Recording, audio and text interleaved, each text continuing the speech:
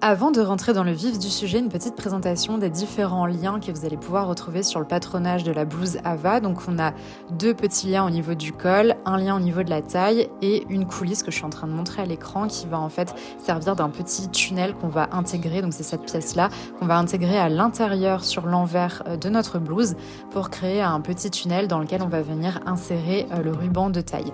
Donc là je suis en train de montrer le pliage papier, mais vous verrez que tout au long de la vidéo on verra comment on fait pour le tissu. Vous ferez bien attention puisque cette pièce-là, elle est en 2 morceaux sur votre patronage. Il faut venir en fait scotcher les 2 morceaux. Donc il y a un morceau commun à tout le monde et un morceau qui correspond à votre taille. Ensuite, on a le ruban de taille qui est le ruban qui est très très long. C'est en fait le ruban qu'on va venir insérer directement dans la coulisse que je suis en train de montrer là, qui est assez fin et qu'on va plier en 4. Et là c'est pareil sur votre patronage, ce ruban de taille il est en 2 morceaux, donc il faudra bien faire attention à scotcher la pièce A avec la pièce B. Et enfin le dernier ruban que vous allez trouver, ça va être pour coudre les 2 rubans au niveau du col. Il n'y a pas de gradation sur cette pièce, donc c'est pour tout le monde pareil, c'est en un seul morceau, pas besoin de scotcher cette pièce là. On démarre avec les coutures à la surjeteuse. Vous avez un petit plan de surfil dans le livret d'instructions pour savoir exactement quels sont les surjets à faire à ce niveau-là. On prépare nos rubans de taille et nos rubans de col. On va les plier 2 fois dans la largeur et ensuite on vient replier encore une fois. Et tout au bout, on va plier sur 1 cm pour que ce soit une plus jolie finition. Et ensuite, on va bien marquer au fer tous les plis qu'on vient de faire et coudre exactement comme je suis en train de montrer à la machine à 2 mm du bord.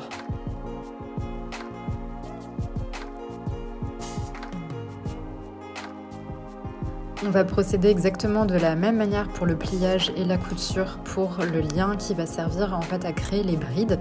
On va ensuite en fait diviser cette longueur en 4. Donc normalement, chaque petit lien, chaque petite boucle doit faire 4,5 de longueur.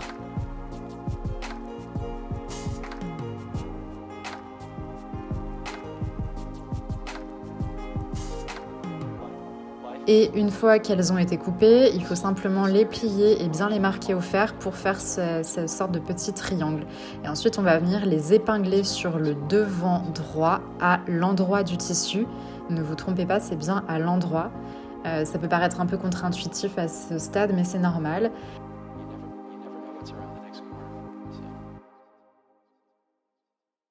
Là, on va simplement bâtir chaque petite bride avec un point à la machine à 5, sans faire de point d'arrêt.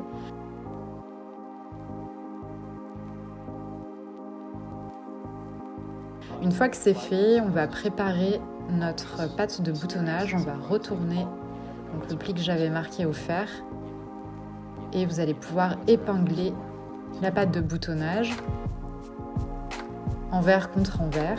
La particularité, c'est qu'elle est très fine, elle fait 5 mm sur 5 mm.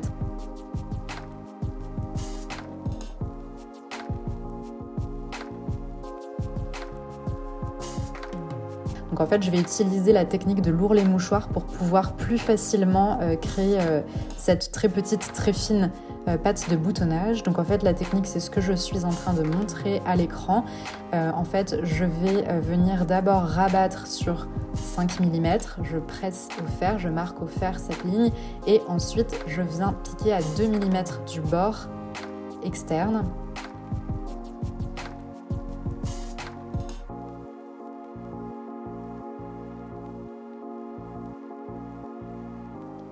Une fois que j'ai fait ça, donc là on voit que j'ai rabattu comme un ourlet finalement la pâte de boutonnage aussi sur 5 mm et je viens piquer à nouveau dans la couture initiale pour pouvoir terminer ma pâte de boutonnage et qu'elle soit avec un rendu nickel.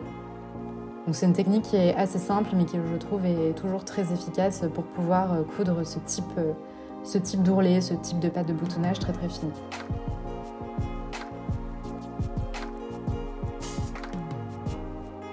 Donc là, c'est un petit peu tricky. Au niveau des petites brides, il va falloir les retourner. Donc là, on le voit, en fait, tout simplement, avec ses doigts, il faut retourner la petite bride pour qu'en fait, elle puisse passer sous la machine et être du bon côté. Donc on va le revoir une deuxième fois à l'écran. Donc là on a nos brides qui sont de ce côté-là et en fait, pof, je suis en train de retourner ma bride pour qu'elle soit positionnée correctement.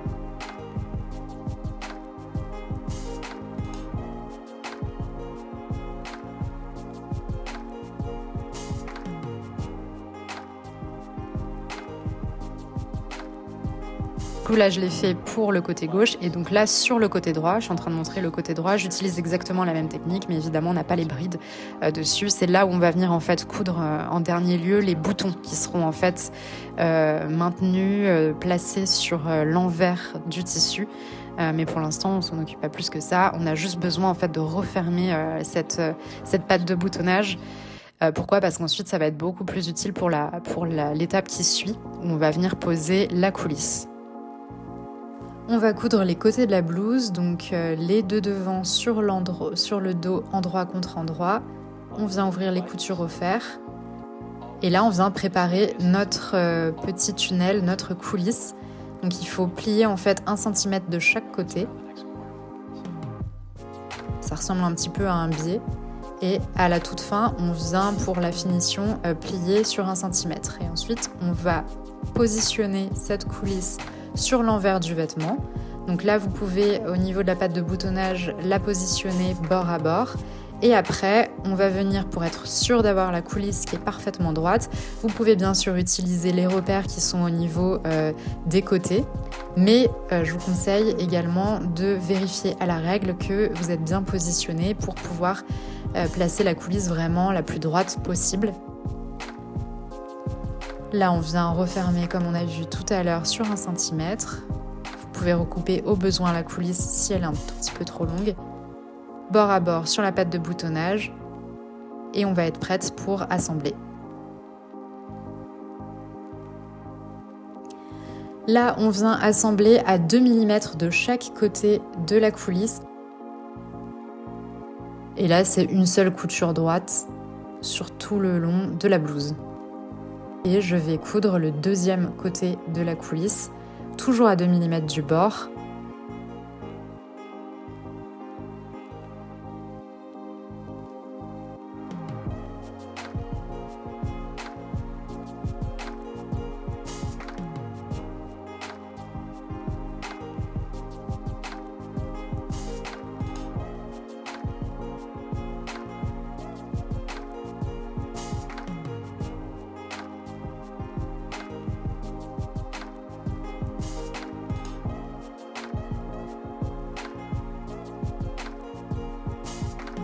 Ici, on ferme les épaules avec une couture droite, endroit contre endroit.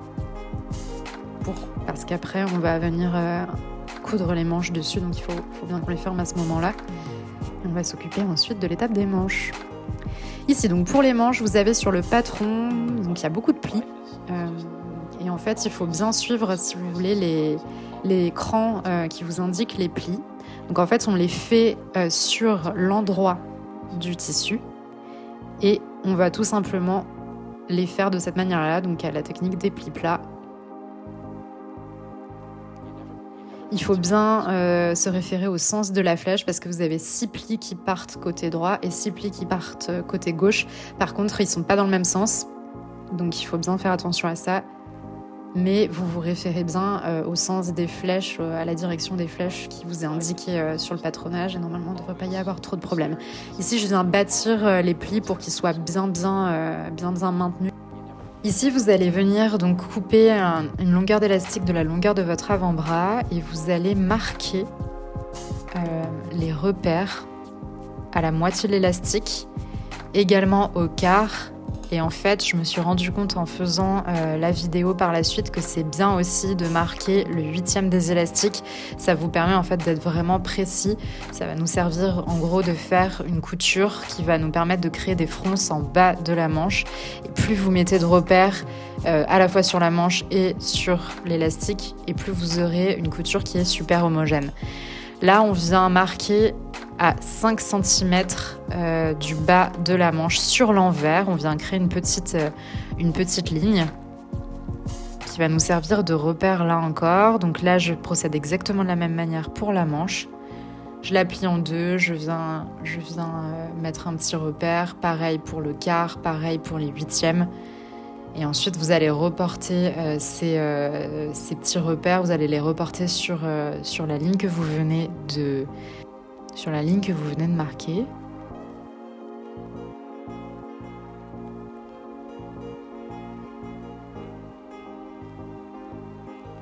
Et une fois que c'est fait, vous allez donc épingler l'élastique à 1 cm du bord pour pas créer de surépaisseur quand on va faire la couture d'assemblage du côté de la manche. Et en fait, vous allez épingler chaque repère en face. Donc il faut bien reporter aussi le repère sur la ligne. Voilà. Et vous venez épingler vraiment raccord le repère sur le repère. Et ça va vous aider. Donc là, en fait, on vient faire une couture droite. Vous pouvez aussi utiliser un point élastique, mais en couture droite, ça fonctionne. Faut simplement faire quelques points d'arrêt au début. Et ensuite, vous allez donc tendre votre élastique avec vos doigts et faire en sorte qu'il n'y ait pas du tout de pli sur le tissu. Donc c'est un peu fastidieux. Il faut aller lentement. Petit point d'arrêt.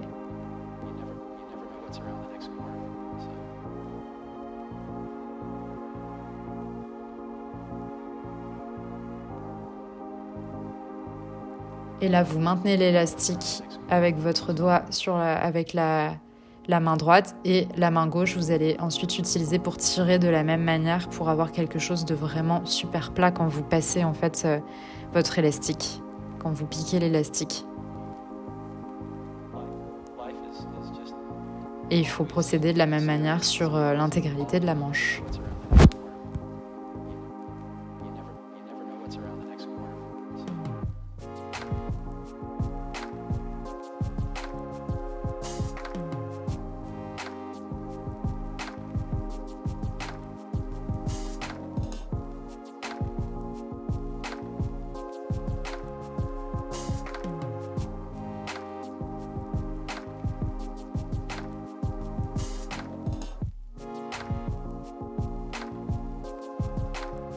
Et là, on vient fermer les manches ensemble, donc endroit contre endroit.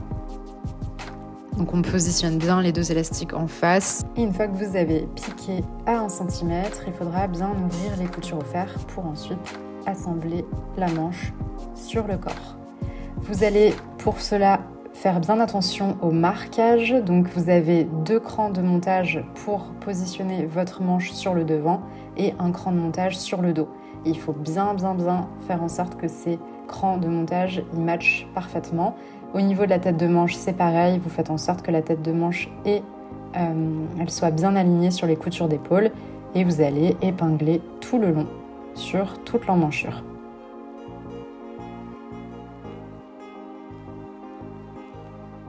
Et ensuite, on vient piquer à 1 cm tout le long de l'emmanchure.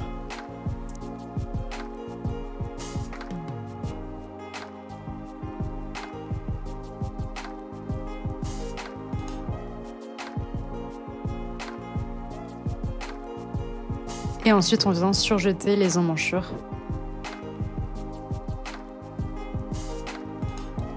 On vient préparer maintenant les pièces du col. Donc vous avez 2 pièces d'eau et 4 pièces de vent. Il faut thermocoller 2 pièces de vent du col et 1 pièce d'eau du col. Et ensuite, on va venir assembler à chaque fois les 2 cols différents. Il y en a un qui va se positionner sur le dessus, ça va être le col thermocollé. Et un qui va se placer dessous, c'est celui qui n'est pas thermocollé.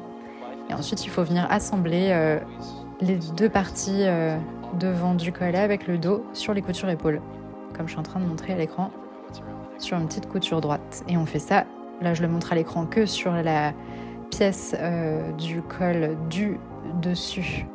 Si vous le souhaitez, vous pouvez ajouter un ruban de dentelle sur le col, endroit contre endroit. Il faut venir l'épingler sur un seul des 2 morceaux de colle. Pour que le ruban de dentelle se positionne bien dans les arrondis, vous pouvez cranter, vous pouvez aussi légèrement froncer, ça fonctionne très bien pour pouvoir suivre les courbes. Là, c'est une vue un petit peu plus rapprochée, pareil pour mettre du coup votre galon de dentelle. Là, j'ai passé un petit fil de fronce. Vous pouvez aussi le faire à la main uniquement sur la partie que vous voulez froncer. Et il faut se débrouiller en fait, c'est pareil, un peu une étape fastidieuse ici, mais vous allez pouvoir du coup épingler et bien répartir vos fronces très très très légères sur l'arrondi pour vous aider en fait à positionner votre galon et que ce soit, en fait ça ne fasse pas de plis et de petits ratés, surtout que ça va vraiment se voir sur le devant. Là, on place la deuxième partie de col qui sera le col du dessous, donc qui n'est pas thermocollé pour prendre en sandwich le ruban de dentelle. On va faire une piqûre droite et ensuite il va falloir dégarnir, cranter pour ensuite retourner sur l'endroit notre col.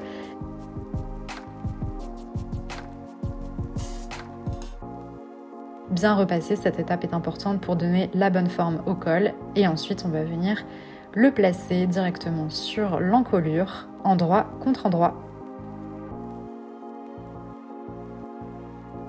On vient bien matcher la patte de boutonnage avec le bord du col sans compter en fait la dentelle. Et en fait tout le long vous allez donc épingler. La partie thermocollée du col est bien dessus.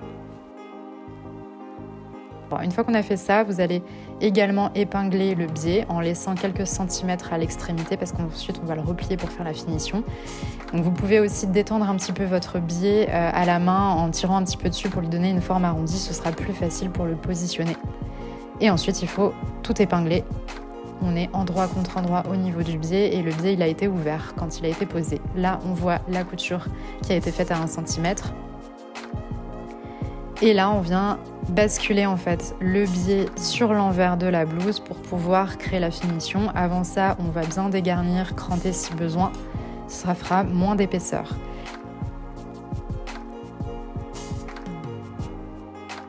Là, je viens positionner le col, le petit ruban de col qui va être prise dans la couture du biais.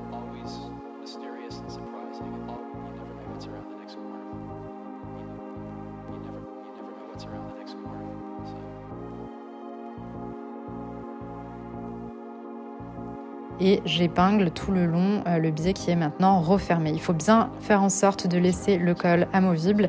La couture que vous allez faire, en fait, elle se fait vraiment, elle est invisible puisqu'il y a le col qui sera par-dessus sur l'envers de votre blouse. Donc elle sera vraiment pas visible sur l'endroit. Mais faites bien attention de bien avoir votre col amovible.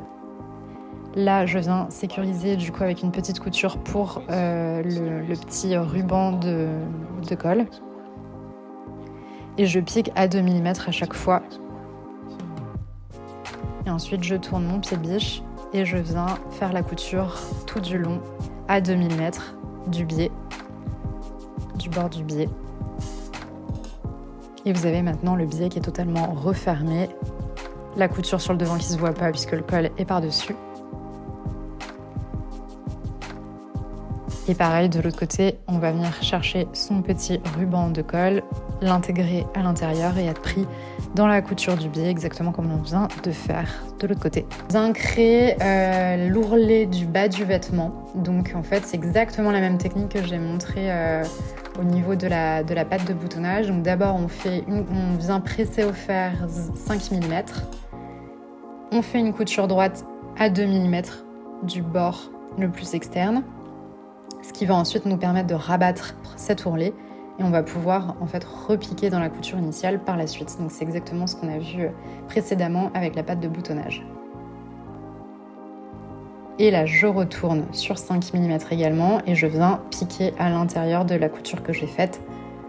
Ça nous crée une sorte de guide, c'est hyper pratique et c'est pas très compliqué à faire et je trouve que ça a un rendu toujours sympa pour créer justement ce type d'ourlet qui est vraiment très très fin. On va faire exactement la même chose pour le bas des manches. On vient créer exactement la même technique et c'est un double rempli de 5 mm sur 5 mm. On a quasiment terminé la blouse. Maintenant, on va fixer nos boutons sur l'envers de notre patte de boutonnage. Ici, je boucle 3 fois pour pas faire de nœud. En fait, je trouve que c'est plus solide de procéder de cette manière-là. Et on va intégrer le bouton. Ici, j'ai un bouton de 8 mm. Et on va venir le coudre dans la première épaisseur de la patte de boutonnage, mais on ne veut pas que ce soit visible sur l'endroit. Là, ça doit être totalement invisible. On va faire en sorte de coudre notre bouton légèrement en décalé parce qu'on ne veut pas qu'il soit visible sur l'endroit. Donc pareil, on va le décaler légèrement pour vraiment qu'il soit totalement invisible et on vient continuer à faire notre petite couture à la main. Et ici, je viens faire exactement la même manière à ce que j'ai fait au tout début, c'est-à-dire que je boucle 3 fois dans la première épaisseur de la patte de boutonnage pour que ce soit bien maintenu. Et ensuite, je coupe mon fil.